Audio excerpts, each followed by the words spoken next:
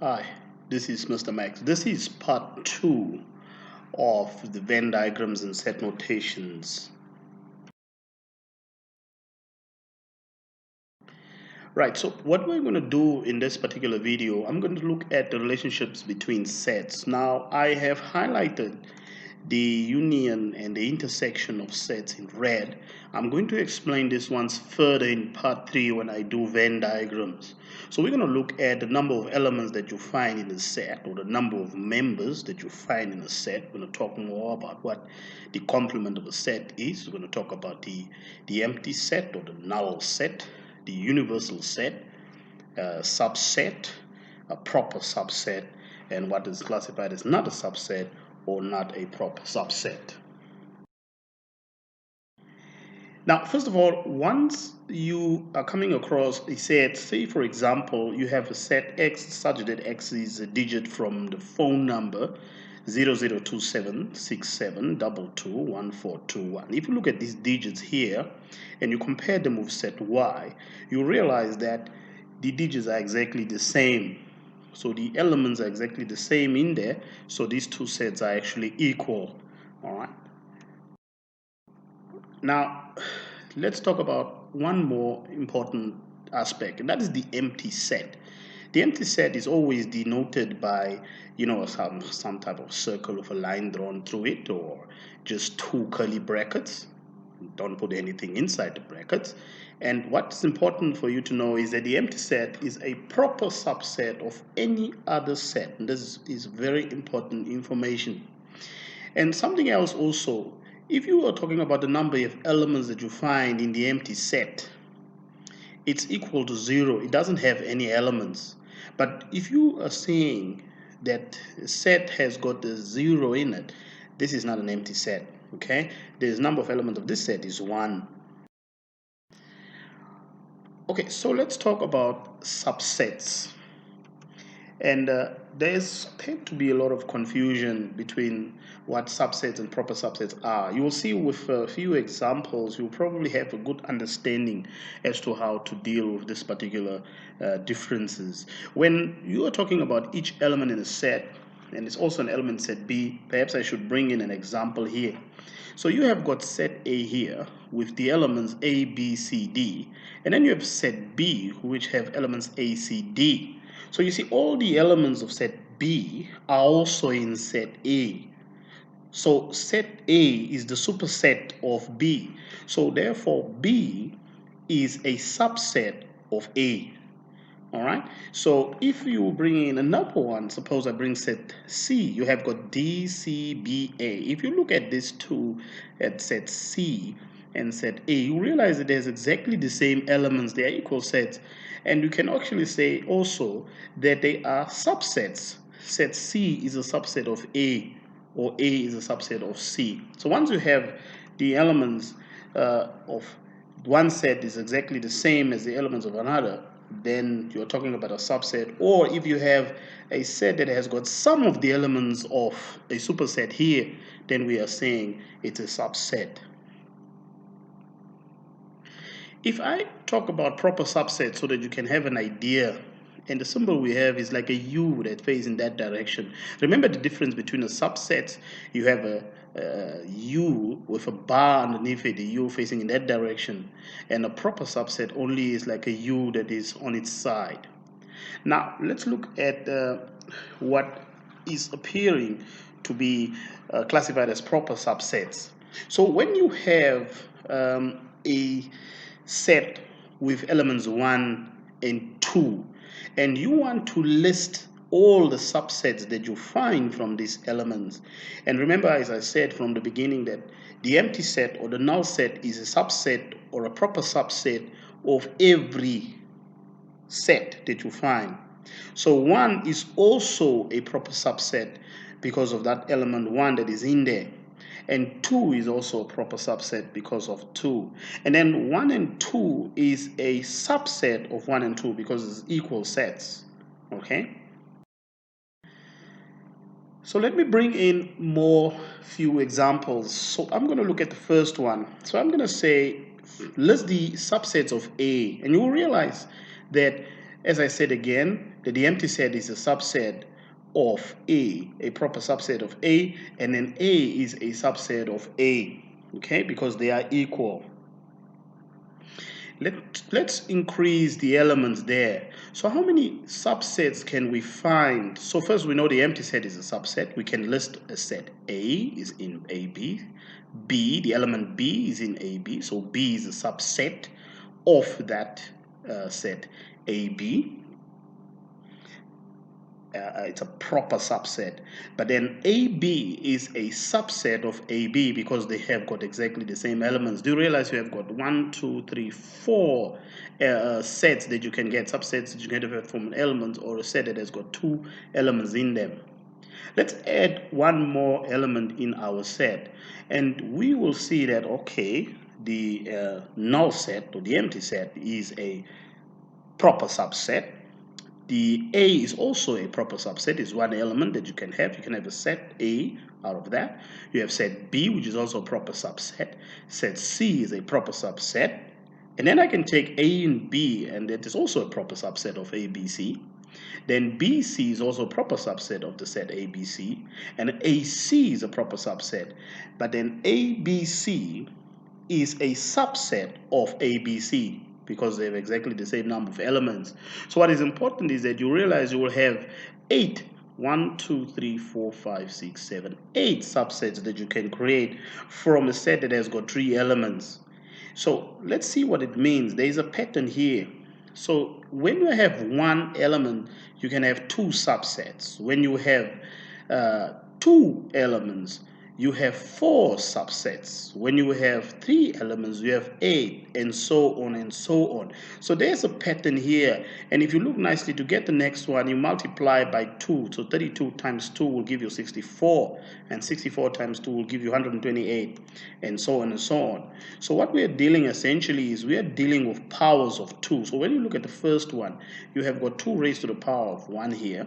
And as you can see, 2 raised to the power 1 obviously is going to give you that 2, telling us that we have got 2 subsets when we have one set and a set of one element. And once you look at the other one, you have got 4 subsets that you can get, 2 to the power 2. And this one has to be 8. That's correct. That is 2 raised to the power of 3. So what you need to know, and this is where is very important. Suppose you're supposed to list all the subsets of a set, then you must just know if the set has 4 elements, for example, then you can have 16 subsets from that, with the last one obviously being a subset, exactly the same number of members that set consists of. Right, so let me bring in an example furthermore. So what we have here is we have a set Y with the elements 1, 2, 3, 4, and 5. And you're supposed to determine whether it's true or false, whether the empty set is a proper subset of Y. Now we said that the empty set is a proper subset, a subset of anything. So it is true, therefore. Then you have got this 1, 2, 3, 4, 5. This set, is it equal to Y? Again, it's true. We can write it like that. We can say the set Y with these elements is equal to Y.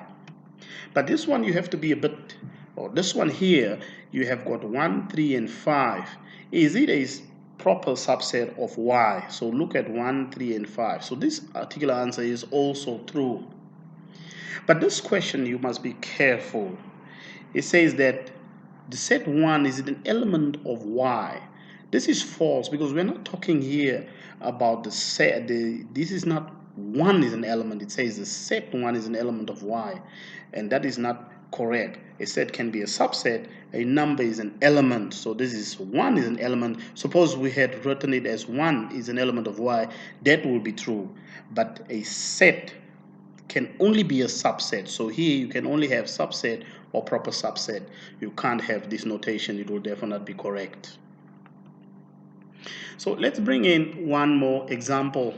So I have here the subset, or you're supposed to list the subset of the set X, which consists of the sun and the moon.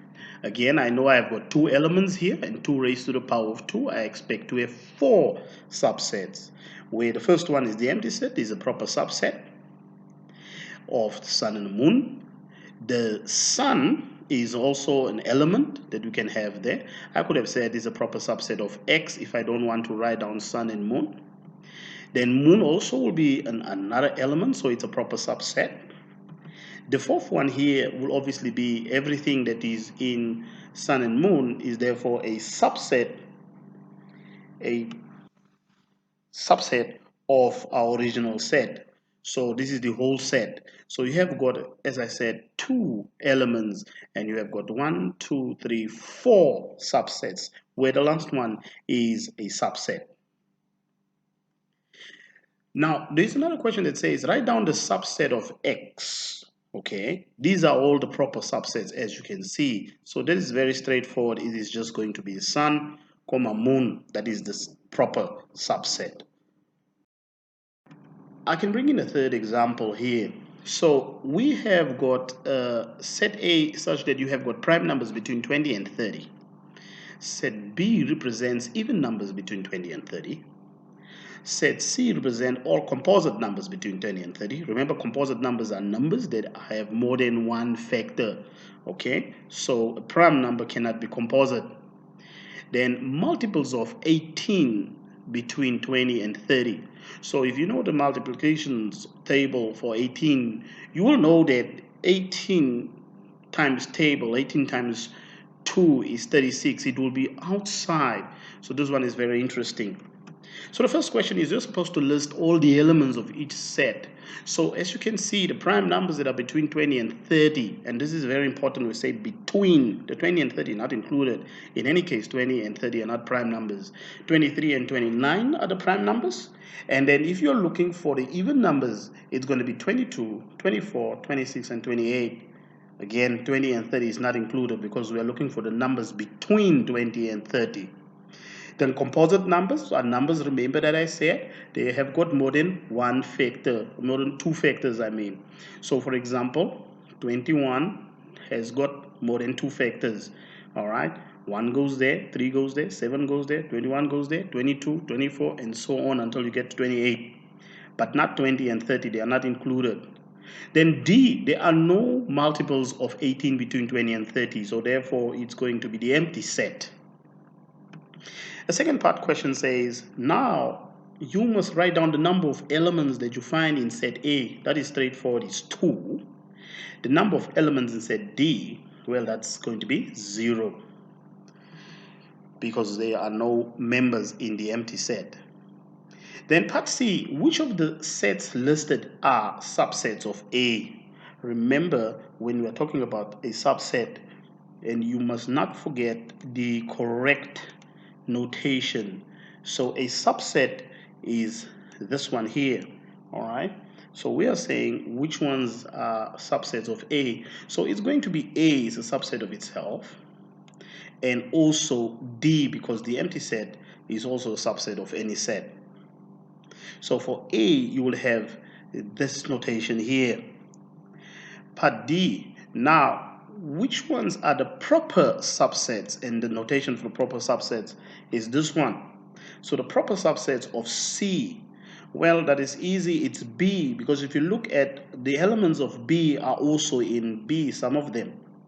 And the D is also going to be a proper subset of C because it is a proper subset and a subset of all the sets.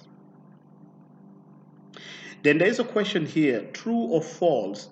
Is 23 an element of C? Now, it's very straightforward. You just go to your C, and then you see whether you can see 23 in there. So 23 is not the member of that set, so this answer will therefore be false. What about 27? This one says 27 is not an element of A. So if you go to 27, you have to set A, you realize that 27 is not an element, so therefore this is a true statement. What about the last one here? It says 25 is an element of B. So when we go to set B, we realize that 25 is not a member, it's not an element of that set. So this answer here for will be false. All right, let me bring in what we refer to as a complement of a set. So basically, the U that you see here is representing your universal set. And you have got set A here. So set A has got the elements 2, 4, 5, 7, and 8. As you can see, these elements are found in the universal set. But if I bring in the set of elements 1, 3, 6, they are included in universal set, but these are not in A. So the elements that are not in A are therefore the complement of A, and normally we denote it by having that A dash or A prime as it is there. Okay, so a complement of a set of all the sets that are not in that particular set that we are referring to. We're going to look at an example to explain this a bit clearer. So this is just a repetition of what we have there. So if we have a complement of a set, we're saying it's X such that X is an element of the universal set and X is not an element of A. This is what we are referring to. This is just more summary work.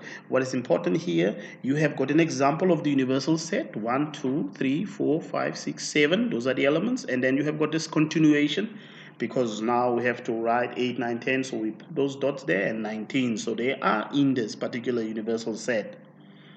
So in the universal set, the set of prime numbers, for example, from there up to 19 are going to be 2, 3, 5, 7, 11, 13, 17, and 19. Please make sure you don't make mistakes. 1 is not a prime number, for example. The set of composite numbers, and we can represent it as Q. Q, composite numbers, are numbers that has got more than 2 factors. Essentially, they won't be prime. So between 1 and 19, it's going to be 4, the ones indicated here, up to 18. So here you have got P is a subset of U, right? You can see that if you look at P, it has got all the elements of P are in U. So it is therefore a subset of U. And if you look at Q again, all the elements of Q are in the universal set. So Q is also a subset of the universal set. So sometimes we use this particular notation here, or a U, just to represent the universal set. So let me bring in one more example here. I've got the universal set consists of elements between 1, 2, 3, 4, 5, 6, 7, 8, up to 12. Then we have set S, which has got elements 2, 4, 7, 9, and 11. And you can see that this number of elements in this set is going to be 5. And then set T is represented as the elements 4 and 11. So the first question is, find the number of elements that you find in the universal set. Well, this one is straightforward. There will be 12 members in that set. And in this one, as I said, particularly, there's going to be 5 members. The number of elements in set S is going to be 5. And here, we're going to have 2. The B part here lists sets the complement of S and the complement of T. So these are all that are not in S. For example, if we look at what is not in S, we realize what we have with respect to our universal set. So we look at 1 is not there, 3 is not there, 5 is not there, and 6 and 8 is not there, and 10 and 12 is not there.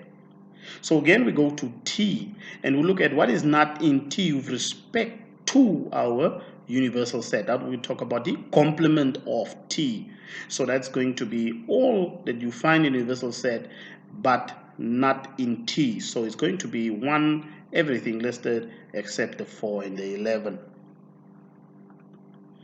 Then there's a B part that says, is it true or false?